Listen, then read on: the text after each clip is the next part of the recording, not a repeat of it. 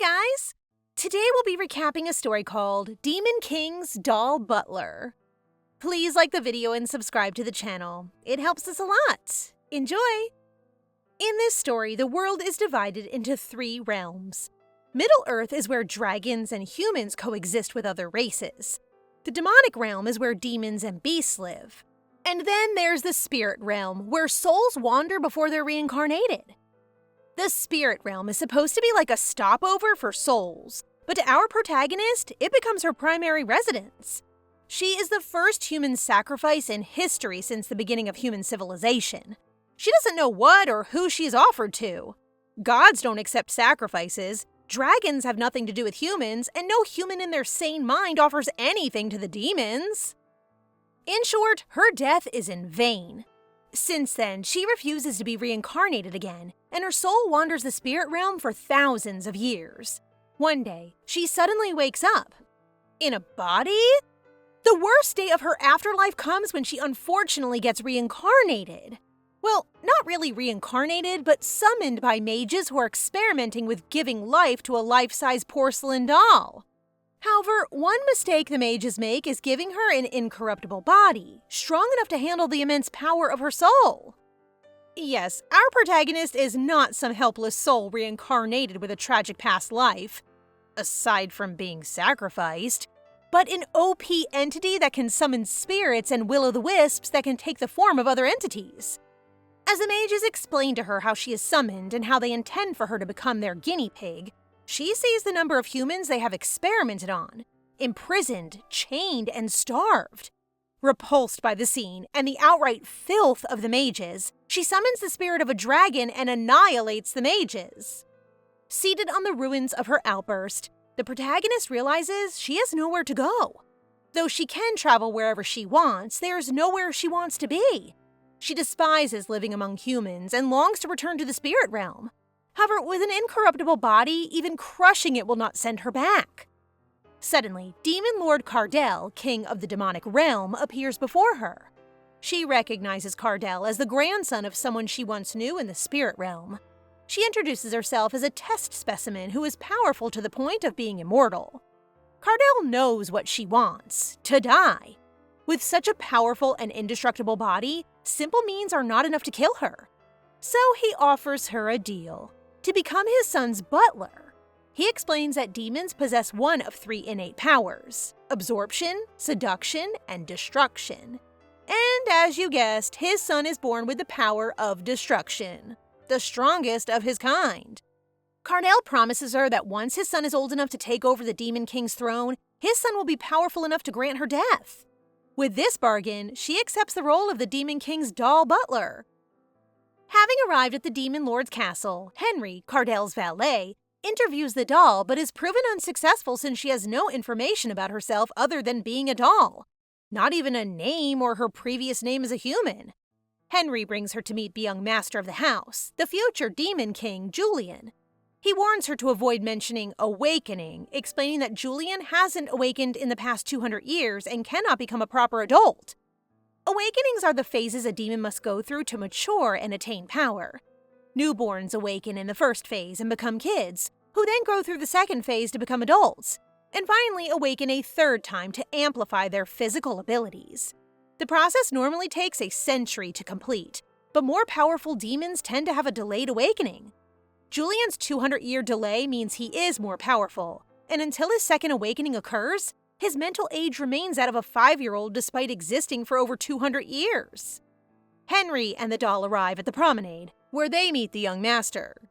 He's such a brat, OMG! After the valet leaves, the doll feels puzzled about what to do with Julian. She attempts to remove a fallen leaf from Julian's head, but he suddenly bites her. It turns out Julian is extremely repulsed by anyone who tries to touch him. Of course, this doesn't hurt the doll. Julian warns her never to touch him again, but she can't resist poking his squishy cheeks. In response, Julian suddenly unleashes his demonic powers and cuts off the doll's head. As if nothing happened, she calmly picks up her severed head and places it back on her body.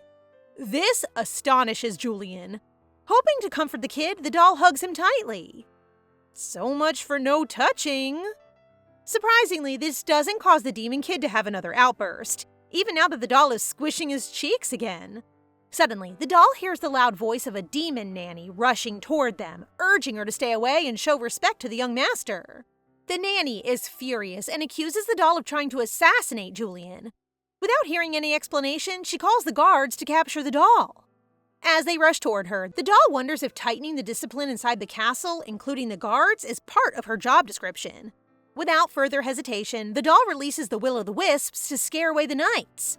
Luckily, Henry arrives and immediately controls the situation. He explains to the nanny that the doll is indeed Julian's new butler. The dramatic nanny faints upon hearing the news. When the dust settles, the nanny apologizes to the doll for the commotion she caused earlier. Meanwhile, Julian wonders if the doll is a necromancer, thinking the blue things she summoned are souls. The doll explains that they are will-o'-the-wisps and offers him the chance to touch one of the wisps. Julian cutely plays with the wisp, which makes the doll involuntarily pat his head. The nanny immediately grabs the doll's hand away from Julian, but the young master orders the nanny to let his butler go. The doll mistakes it as a sign that he is fine with her touching him, so she begins fondling his cheeks more aggressively than before. As demonic energy slowly seeps from Julian, the nanny urges the doll to let go and step back from the young demon. Suddenly, Julian lashes out and cuts off the doll's arms. And just like before, she picks them up and reattaches them to her body. The scene ends with comedic relief as the doll accidentally attaches her arm in the wrong direction and asks Julian to help her cut it off again.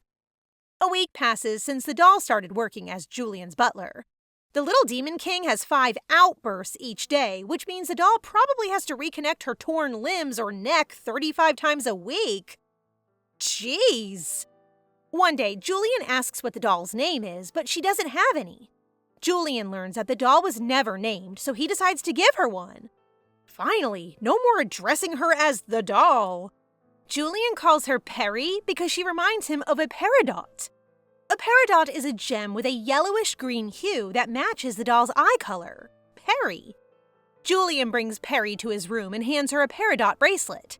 Perry looks at herself in the mirror for the first time and realizes how much the mage is focused on her appearance, basically praising herself for being beautiful.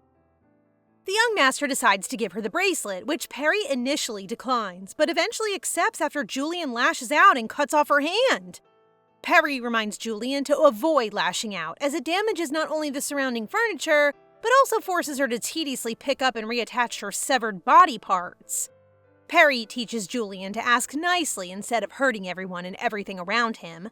She also promises to protect him at all times and never leave his side, since no matter what happens, she can never die. Deep inside, Perry knows it'd be a different story once Julian becomes the Demon King. Julian warns that if Perry lies, he will kill her, which, ironically, Perry thinks would be a good thing for her. The next morning, Perry sees the nanny stalling outside Julian's room. The nanny hesitates to wake up Julian, but has to get him ready for a luncheon with the Demon King. Without any hesitation, Perry bursts into the room and tosses Julian into the air to wake him up. Immediately, Perry and the nanny wash him up and dress him. Julian becomes angered when Perry touches him and releases his powers again. Despite being severed from her body, Perry's arms continue dressing Julian. Perry tells Julian that if he hates being touched and served, he needs to awaken faster and grow up. She promises that once he finally awakens, she will stop touching him, if he can take care of himself properly. The nanny is so shocked that she cries after witnessing Julian being tamed and not lashing out despite hearing the word awaken. The emotional nanny, who's named Leah, cries and hugs Perry, revealing that she is Julian's 7th nanny, and he has never opened up to anyone before. Perry demands Leah get away from his butler since he doesn't want the demon who touches him to touch other demons. Perry reminds him once more that she's not a demon, but a figure doll. In the days that follow, Julian doesn't reject Perry's touches as much, but lashes out whenever he finds an opportunity to prove that she can't die. And since Perry is the only one who can touch Julian, she becomes the one who gets to take care of Julian instead of his nanny. One morning, Leah teaches Perry to properly hold Julian instead of carrying him by his side. Perry finds the proper way to carry Julian inconvenient and inefficient, but Leah insists that she can't handle Julian incorrectly when his friends are around. Perry is amazed that Julian has friends despite having a hostile attitude. Julian assures her that his friends are not corpses. However, he also reveals that he doesn't like them. Perry explains the criteria for being friends to Julian. First, if he likes them, next is if he enjoys their presence, and finally, if they help him out, to all of which he answers no. Perry concludes that they're not Julian's friends. Julian defends that he helps them and they call him their friend. But Perry explains that is what they call a pushover. Julian is a pushover, an idiot who pours their heart out to someone. Leah reacts when Perry basically calls Julian an idiot. Leah eases Julian by calling him the smartest demon. Perry jokingly warns Leah that she'll grow a horn on her forehead if she lies. Later, during the meal, Perry secretly spoon-feeds Julian a piece of broccoli, but Julian's sharp taste buds immediately catch on to the vegetable he hates most. Perry scares him that if he doesn't eat broccoli, he'll become a pushover and foolish if he keeps picking his food. This surprisingly works and scares Julian so much that he orders the servants to bring him broccoli. Perry reminds him that he has to eat veggies every day to remain smart. When Julian agrees, Perry commends him and calls him a good boy. Julian gets flustered with the compliment and leaves the table to write a letter. Perry is fascinated by how she's able to read, write, and communicate despite not having learned the alphabet. For some unknown reasons, she can easily understand the language. When she was alive, it was long before the alphabet existed. She guesses that it's because of the magic that flows through her doll's body. Julian is writing his friend, Lev, threatening him that he will cut off his limbs and throw his fingers at the monster. Nanny Leah protests against writing something cruel, and even more, sending such a letter to a friend. Julian reminds Leah that Lev is not his friend anymore, as he is a guy who treats him as a pushover. Meanwhile, Perry supports Julian's plan and even helps him correct the grammatical errors in the letter, and suggests the use of idioms instead of writing it too straightforwardly. Too appalled by the sight and the words used by Perry and Julian, Leah contests out of concern once more, and this time grabs the paper away from the two. But she can't stop them as Julian gets a new piece of paper and rewrites his letter. Finally, they envelope the letter and send it out. Leah warns that this could ensue a fight and harm Julian's life, knowing that Julian hasn't awakened yet. Julian reveals that Lev, son of the Duke, has already awakened 100 years ago and is currently an adult. Leah is worried that Lev will kill the young master because of how the hierarchy works in the demon realm. Leah explains why the Demon King's son is not addressed as the prince, but as the young master. Unlike the human realm, the position of the Demon King is not hereditary. Instead, when a stronger demon appears and eliminates the current king, that demon will become the king to be. Since Julian hasn't awakened yet, meaning he is more powerful, countless elite nobles are targeting him now that he hasn't matured. It is why the Demon King hires Perry, to protect Julian until he's fully awakened and capable of killing her. So, sending the letter might just give the Duke a chance to eradicate the young master. Perry finally understands the situation and promises Julian she will always be by his side to protect him. However, she insists that Julian should beat them into submission, because ignoring the fellows who treat him like a pushover makes him appear like a weakling. And Perry is no longer just Julian's butler, but also his bodyguard, nanny, and writing teacher. Before the letter is sent out, it is first checked by the Demon King Cardell, who is amazed at how well written the letter is. He's even more amazed when he learns that the doll, who he thought was gullible, assisted Julian. Cardell orders the letter to be sent out as scheduled. Henry, the Demon King's valet, protests sending the letter as it would pose an opportunity for the Duke to go against Julian. However, Cardell plans on setting up a distraction for the Demon King as Lev and Julian finish their business. Cardell plans on waging a war against a powerful human country, the Soden Kingdom, that is capable of dealing with demons. To spark the war, he plans to plant a poison that is deadly to demons and make it look like it is Soden Kingdom's doing. Cardell commands his men to release the poison into the Duke's land and contaminate a third of his land. Henry fears that if the Duke wins the battle against Soden, it will be as if Cardell is giving him wings. But of course, Cardell intends to make sure that neither the Dukedom nor the Soden Kingdom wins. A day later, Perry and Leah decide to play games with Julian. Leah even writes down the mechanics of the games she wants to play with Julian, a list that looks like Leah's wish list. Leah confesses that she is just curious to see Julian's happy face, and since Perry is the only one who may touch Julian, Leah pleads with her to play with him. Perry grants Leah's wish and starts the first game on the list, Dungi Dungi. It is a game where the nanny would carry the child and lift them up and down. Perry lifts Julian and shakes him up and down like making a cocktail. Poor kid, he can't even protest. Next, Perry reads the instructions for game number 2, Baby Toss, which is carrying the child, throwing them at an appropriate height, and catching them, just like she did when she woke Julian up. Before Julian can recover from the previous game's trauma, Perry grabs him, throws him high up in the air, and catches him. Leah is screeching the whole time, concerned by how much Perry has misinterpreted the instructions. Leah suggests playing tag instead, and Perry will be the tagger. To convince Julian to play with them, Leah bribes Julian with a chocolate cookie. The game commences, and Perry immediately unleashes full speed and power to catch Julian. The game ends before it even starts. Finally, for the last game, Leah thinks of playing hide and seek. Julian initially does not want to play because he thinks Perry will play it in a weird way again. However, Leah insists, saying she will thoroughly brief Perry before playing. To choose the seeker, they play a three-way rock, paper, scissors, and Julian is picked to be the seeker. After the countdown, Julian starts looking for Perry and Leah. Leah, who conspicuously hides behind a concrete pillar, is immediately found by Julian, who feels proud of finding Leah. Julian continues looking for Perry and eventually finds her hiding behind the shrubs. You might ask, how does Perry fit behind the shrubs? Well, she contorts and folds herself eerily that the sight of it causes Leah to lose consciousness. Later that night, Perry receives an earful from Leah, who also entrusts her with a ridiculous amount of books on parenting, childcare, and other storybooks. After sending Julian to bed, Perry decides to read a book about parenting. Well, she doesn't read it, but instead uses her magic to absorb the information from the book instantly. I would love to have that power! Later on, Julian wakes up and can't return to sleep, so they read a storybook to help him get drowsy. The Nightly Adventures of the Princess and the Knight. The seemingly innocent book is about a sickly princess who falls in love with a knight. 10 pages into the story, the typical and obvious fairy tale takes a strange turn, and quote, "At the dead of night, the knight crept into the chambers of the sleeping princess, and when the knight's lips touched the princess's forehead, the princesses tangled with the knights, and the nightly adventures turn out to be acts of adulthood." Perry immediately stops reading the story and urges Julian to go back to sleep since it's not a story for a child. Julian protests, and to ease him up, Perry promises to read the book again once he grows taller than her.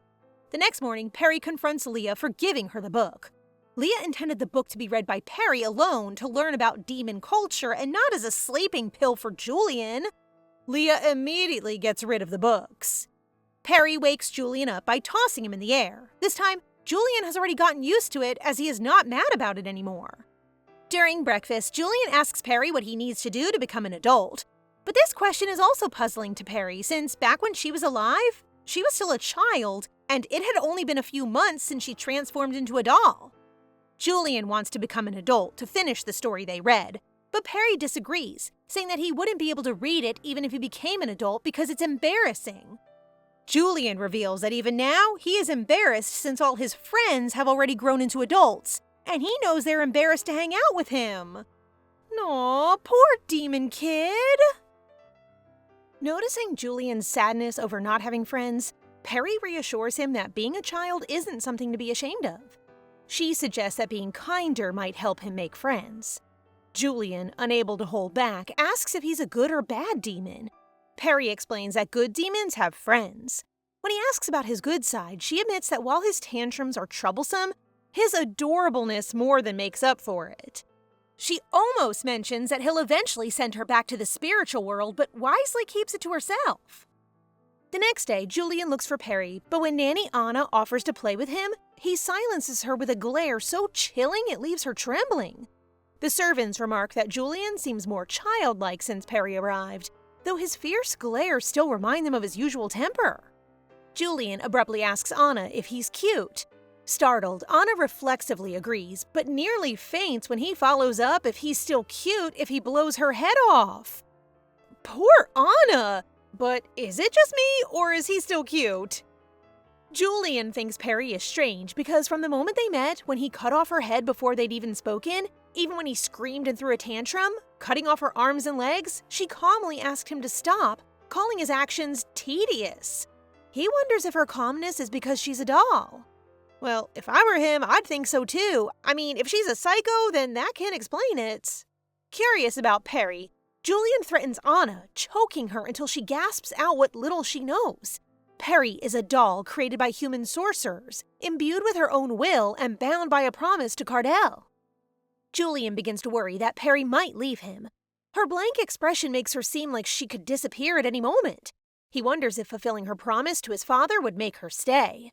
But not knowing the nature of her promise, he decides to focus on what seems to please her: his cuteness. Meanwhile, Perry trudges towards Julian's room. When she arrives, she's greeted by a beaming Julian. Suspicious of his sudden cheerfulness, she snatches him up and she bursts into Henry's office, startling him. Seeing those smiles in the flesh, Henry immediately alerts His Majesty, realizing the situation might be serious. Poof, they're so unserious. Well, a smile from him is definitely a mind-blowing thing. Confused by their reactions, Julian innocently asks Perry about his cuteness, but before she can answer, the windows shatter and a mysterious man crashes into the room. Upon hearing Julian is smiling, Cardell rushes in with Henry, only to find Perry strangling an assassin. The sight baffles them. Whoever sent such inept attackers must not be very bright. The assassins poison themselves to avoid revealing their employer, their mouths foaming with bubbles. Surviving attackers are thrown into the dungeons for interrogation. Perry worries about leaving the servants to handle them, but Henry reassures her. They're demons, Perry, strong as knights. You don't have to shoulder everything alone. Julian suddenly extends his arms for a lift, but Perry hesitates, concerned about possible poison contamination. Reluctantly, she picks him up and he hugs her tightly, shaken by the thought of her being harmed. The image of her sliced to pieces lingers in his mind, filling him with fear. Watching them, Cardell mutters how utterly dependent Julian is. Henry tries to console him, suggesting Julian is just missing his mother. Julian snaps at the mention of mother, declaring furiously that Perry isn't his mom. She's his. The room falls silent. His? What nonsense is this? Perry, flustered, insists she belongs to herself. Henry and Cardell even tried to console Julian by offering themselves instead, but a firm rejection just slaps him in the face. Regardless, Cardell tells them that since Perry is her butler, then she's his, which irritates Perry for deciding her ownership. Julian's scowl transforms into a radiant smile. Perry knows she should correct him, firmly explaining she isn't his, but seeing his happiness, she can't bring herself to say it. She shouldn't give him hope. Those striking demonic eyes would only fill with sorrow. The next day, Perry joins Henry in the dungeons to interrogate the assassins. Henry warns her about the stench of decay, but as a doll, she's unaffected. Unfamiliar with her methods, Henry asks if she knows how to torture. Perry calmly explains the nature of souls, that they depart naturally upon death but linger if the body endures extreme torment. As she speaks, the assassins writher in agony, reacting to pain far beyond imagination. Julian wakes up and immediately looks for Perry. Soon, she arrives, smelling like someone who tortures for a living. She asks Julian to wash up and have breakfast by himself since she'll be taking a shower first, but Julian refuses. Julian is getting worse. On her way back, Perry reflects on how long they've been together and wonders if she's getting too attached to him. But it doesn't matter. Once Julian awakens and grows up, she'll leave for the spiritual world anyway. Out of nowhere, a man appears behind her who Perry doesn't recognize. He pulls her closer like a leading man, asking if he can call her by her name. But instead of butterflies, he gets a slap on the wrist from Perry, who couldn't care less. The man uses his forbidden powers, but Perry just thinks about how Julian will be hungry if she doesn't hurry. Then another person, a woman identical to the man, appears. She tries to get close and asks if she can call Perry by her name too. Perry considers ignoring them, worried about the consequences if they're nobles, but decides to deal with them first and handle the aftermath later. Henry arrives, witnessing Perry easily grabbing both of them by the necks, a sight he didn't expect. He came to inform Perry that the assassin had confessed. After handing over the testimonies, he introduced the two, Leon and Leah, the chamberlain and head maid, respectively. They usually handle intruders, so they weren't present when the assassins broke in. Perry reads the testimonies and learns that Demon Duke Zerka sent the assassin. She recalls Anna's frantic face when reading a letter sent to Julian and realizes it must have been Ref, Zerka's son. Zerka didn't care if Julian was killed, but he knew it was impossible, so he only sent the assassins to scare him. Henry shudders, feeling the tension around Perry. Meanwhile, Leon and Leah, still beaten up, wonder when they can leave. Perry thinks of using their strength to overpower Ref and assigns them as Julian's personal guards. They should have stayed in their post. She hopes they can survive Julian. As expected, Julian refers to them as cretins. Leah and Leon promise to be as silent as shadows, but Julian's only response is to tell them to get out of his sight. They disappear like thin air, and the bullying begins. Poor cretins! Perry wonders if Julian is moody because he's hungry, though he denies it. But Anna naively exposes his growling stomach and he jolts in embarrassment. Before they eat, Perry asks Julian to write a letter to Ref. A letter that will teach him a lesson. Leon isn't convinced about the whole letter plan. He's sure Demon Ref will pick up on what they're doing, but Perry calmly tells him that is the point. Demons undergo 3 awakenings. The first unlocks their powers, the second grants magic, and the third strengthens their body. It typically takes 100 years for a noble demon to complete all 3, but stronger demons develop powers faster, delaying the process. In a world where strength determines status, this period is dangerous. Julian has likely been safe so far because of Cardell's power. Everyone is anxious about Perry's plan, especially His Majesty's reaction. Meanwhile, Leon's having a meltdown and ordered to send those letters to the enemy. I can't decide if I should feel bad for him, not realizing the letters are just a decoy. She's confident Cardell can try to stop them if he wants, but since Ref's already begun targeting Julian, things will only escalate. This, for Perry, is the only way to end it, once and for all. She gazes at Julian and thinks to herself, with or without Cardell, anyone who tries to attack Julian will end up dead. She instructs Julian to trust her with his life and not to use his power unless she specifically tells him to, even if it means facing death. They make their way to their opponent's mansion, where Leon is already waiting. Upon arrival, Perry hands Leon a gift. Just as he's about to experience great joy, she tells him it's for Ref. These two can never catch a break. Ref greets them with a high-handed insult about Julian's childlike physique and his failure to awaken. He even mistakes Perry for one of Julian's nannies. I swear, I'd love to rip those horns off and shove them down his throat. After calming the raging Julian, Perry introduces herself as his butler, which Ref finds amusing for Julian, who hasn't completed his second awakening. Ref then acts as if he's not behind the attack, and with patience, Perry also acts as if she doesn't know who's behind it. She tells Ref they needed help from an old friend of Julian. A smirk from Ref's face shows after hearing the word friends.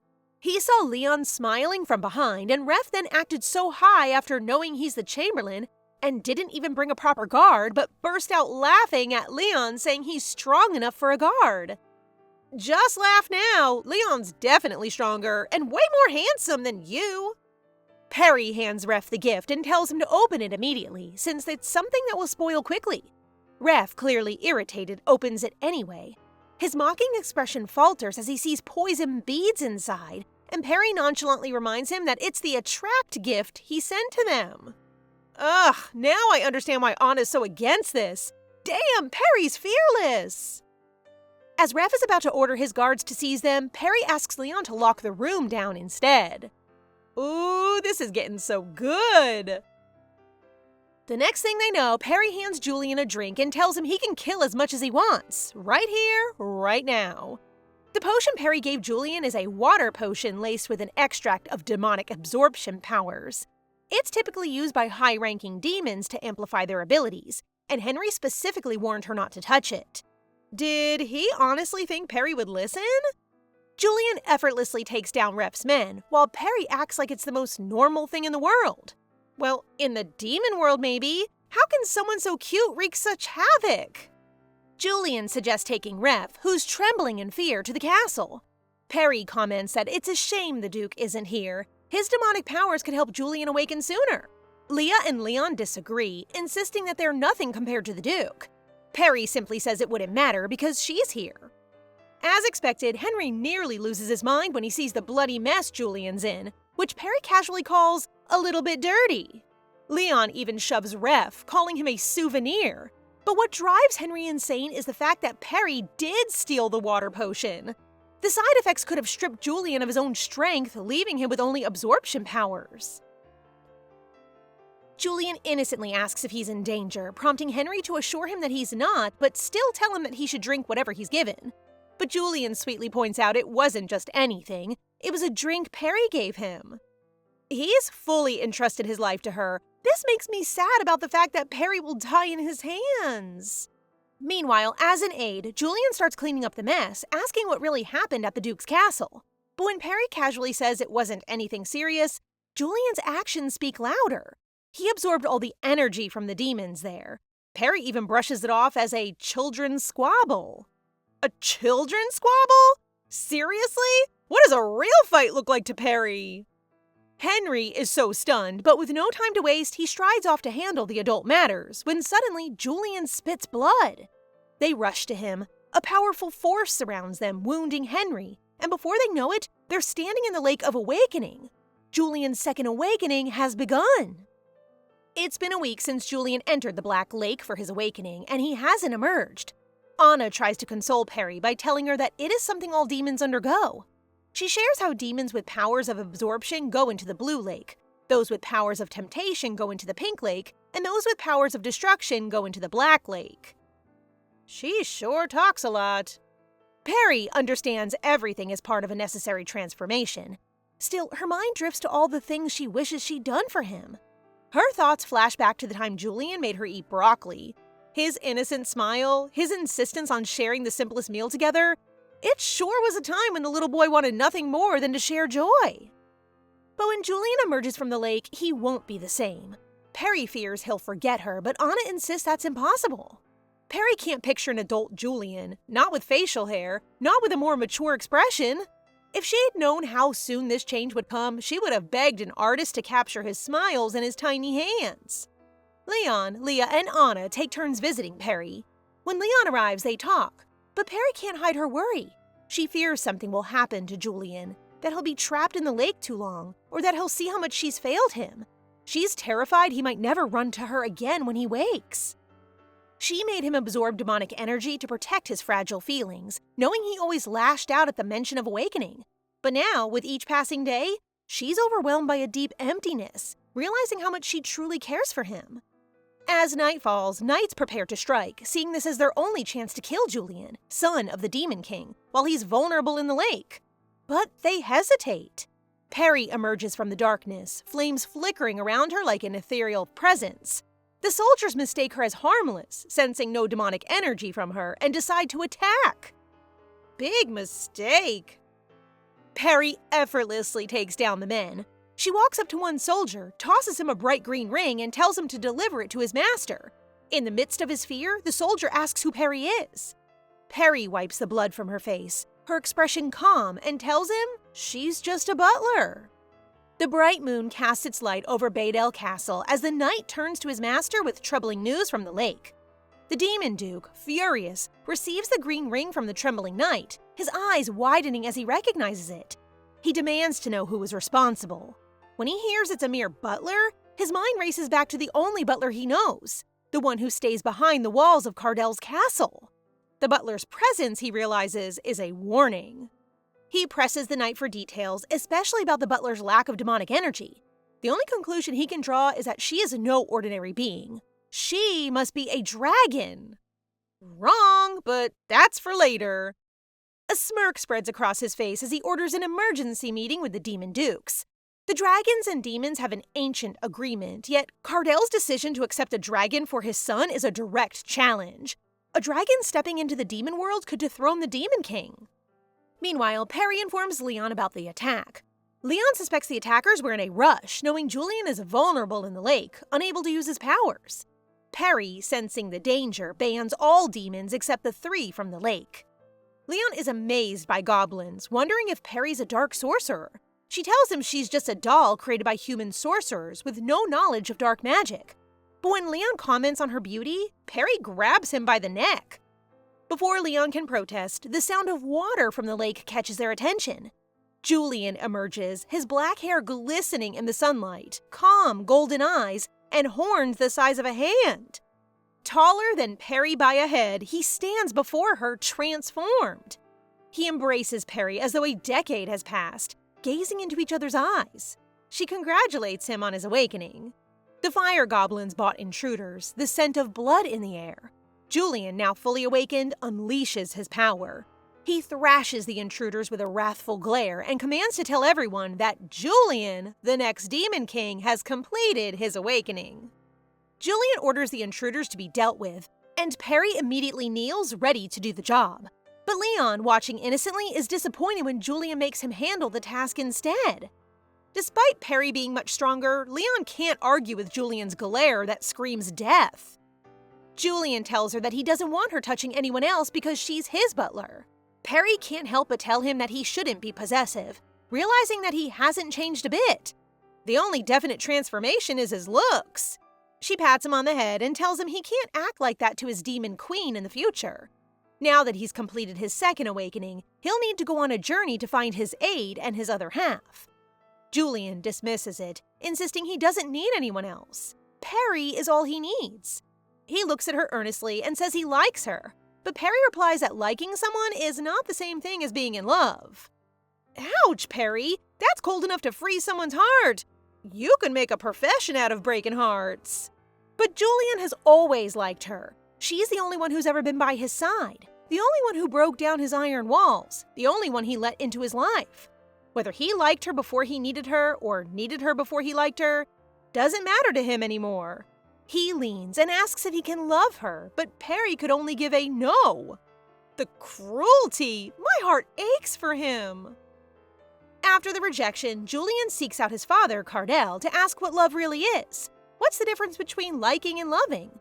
He defines his feelings as he likes it when she's by his side because she's his. Hearing this, Cardell realizes Julian has grown, but he's still a child. He decides it's time to tell Julian the truth, why a non-demon serves in the demonic world. The doll Julian is so obsessed with came to the demonic world to die by his hand. The most powerful demon in history can free her by killing her. When Cardell asks if Julian will free Perry through death, Julian clenches his fist. He can never let her go because Perry is his. He won't let her die, no matter the cost. He leaves the room with that resolution. Meanwhile, Perry waits for Julian outside. She remembers the moment he emerged from the lake. She could sense his immense destructive power. She wonders if he's strong enough to send her to the spiritual world now. But when she looks at him, she pauses. Maybe she should stay a little longer, at least until he completes his third awakening. It seems like someone cannot let go as well. She'll wait until then. As Julian leaves Cardell's office, Perry asks him about his plan for the trip and who will be coming with him. Julian seems to have no answer to the second question yet. Just then, Henry follows them outside and informs them that Cardell has decided who will go on the trip with Julian. Perry and Leon, the blonde night demon or incubus. Henry also passes on the demon's lord's message for him to do whatever he does in moderation. Perry is about to leave to find Leon and inform him about the trip so that they can get ready. However, Julian's mood sours and Perry catches on to this. Able to read the atmosphere, Perry decides to ask Henry in her stead to tell Leon the information. She then asks Julian if she can see Anna, Julian's nanny, to inform her about their trip and Julian's awakening. Julian imagines how his nanny will react and declines Perry's permission. Perry reminds Julian to be friendlier with the other demons. She worries he will not find his aide and his other half on the trip if he keeps putting walls around himself. Julian suddenly grabs Perry and drags her to his room. He asks Perry if she likes gems and jewelry, about her favorite food, or if she has any hobbies, to all of which Perry doesn't have an answer. Perry wonders why Julian is asking those questions. Julian reveals that he doesn't want her to leave. He thinks that if he fills the castle with things that Perry likes, she might not want to leave him. Perry assures him that she's not going anywhere. Julian wants Perry to promise she will not leave him through a pinky promise. Julian suddenly holds Perry's hand and bites her pinky. Meanwhile, King Cardell learns that the demon Duke Zerka has been trying to dig into Perry's past. Cardell wonders why the Duke is investigating that matter instead of the recent events at his castle, the sudden cases of sickness and death of his subjects.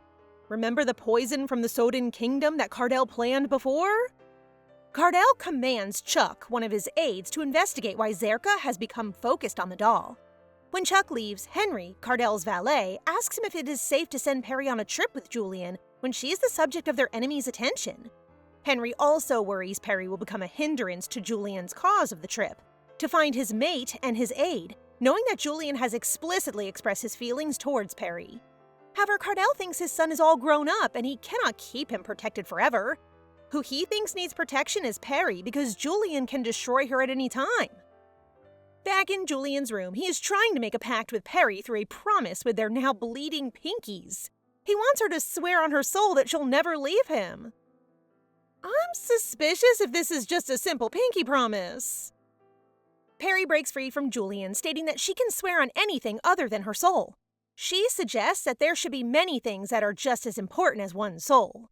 Julian, feeling unpleasant about Perry's sharp rebuff, reminds her he's not the child from before who couldn't awaken, even though he's acting like a 5-year-old who wants to keep a toy for himself. Before the atmosphere further soured, a servant knocks on the door, bringing Julian's suitcase and money for the trip. After Perry packs up Julian's things, he asks her to come with him to meet an old friend. They went to the basement dungeon to see Lev held captive. Lev demands them release him, or else his father, Duke Zerka, will come after them. Lev slowly recognizes who is the man standing before him. Julian sneers at Lev and threatens to gouge his eyes out if he looks at Perry again. Just then, Lev turns his eyes towards Perry. Julian slashes him with his demonic powers, making Lev's chest bleed. Julian orders the night witches, succubus, to enter the dungeon and allow them to snack on Lev. Lev wails in fear of being drained of energy and pleads with Julian to help him, reminding him that they used to be friends. Julian tells Lev what he learned from Perry about being a pushover and denies being friends with him at all. That night, the night witches enter Lev's cell and drain his energy.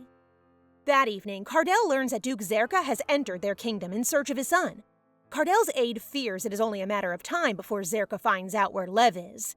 Instead of making matters big, Cardell comments on how his wine was sweeter that night. Chuck remarks that the wine isn't even sweet to begin with, which he receives a thwack from Henry for. The two argue and squabble that Cardell didn't mean sweet wine literally. Cardell comments on how Chuck and Henry are quite close, even for childhood friends.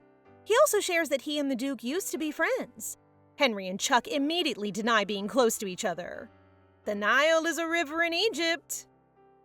Cardell inquires when Zerka is spotted entering his kingdom. Chuck answers that the Duke just stepped foot in the morning without any party or guards. He believes that Zerka's men all perished when Perry and Julian visited the Duke's manor recently. The Demon King commands Henry to keep Julian in the castle for as long as he can, while Chuck spreads a rumor that Lev might die on any day and how horrible his condition is. Chuck is concerned that doing so will only provoke Zerka to get into the castle. But that is exactly Cardell's plan, to lure him in so Julian can go out safely. In the morning, Perry goes to Julian's room to wake him up. It's the first time that she's waking up Julian since his awakening, and she wonders if she can still throw him up in the air as she used to. However, before she could even knock, Julian opens the door and welcomes her in. It turns out that Julian has long woken up since Anna, his nanny, visited the room much earlier than Perry. Anna is buried under a pile of clothing that Julian outgrew. Later, Perry begins washing Julian's face, but she gets distracted and pinches Julian's cheeks, as she wonders if they got tougher too. Julian reminds Perry that he's not a kid anymore, which makes the latter flinch and shuffle away. On that day, a banquet is held to celebrate Julian's awakening. Noble demons from in and around the kingdom came to the king's invitation. During the event, Julian tries to offer food to Perry, which she initially declines. But Julian's stern, commanding voice forces Perry to eat the dish. I won't even start asking how a doll digests food.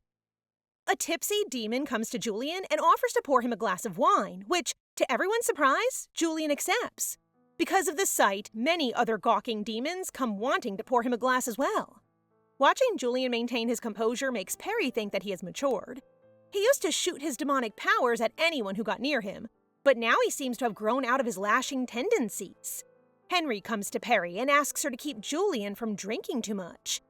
As she approaches the crowd to pull out Julian, the demons offer her to drink. To make things quicker, Perry accepts the drinks and chugs everything down her doll body.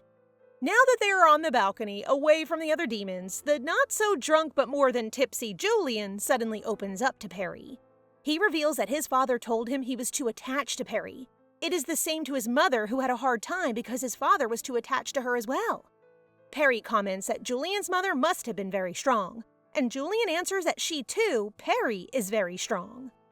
He is implying that if his mother made it possible with his father, so will Perry with him. That same night, Julian, with Perry, asks permission from his father to allow him to leave for the trip the next day. However, Demon King Cardell declines because he has prepared a gift for his son and wants him to see it before he goes. At first, Julian declines the present, but his father insists on giving it, as it is something that will help him. Julian hopes that Cardell's gift is not something predictable and boring. The king smirks, knowing his son will surely love the gift he prepared. Just then, Chuck interrupts their conversation and informs the king that Julian's gift has arrived. Cardell orders Chuck to bring it to his office and take Perry with him to get the gift. Julian initially protests, but what can he do against his father and king? Julian understands that although Perry is his butler, he is not her master. She has never addressed him as young master or some sort. Cardell advises Julian that if he wants authority, he should take over the throne of the Demon King as soon as possible. So Perry goes with Chuck to fetch Julian's present. Perry and Chuck are walking through the backyard forest when Perry notices the ruffling of nearby bushes. She asks Chuck if Cardell's present is a live gift. Perry later finds out that Cardell's gift for Julian is Demon Duke Zerka, who she caught lurking among the plants.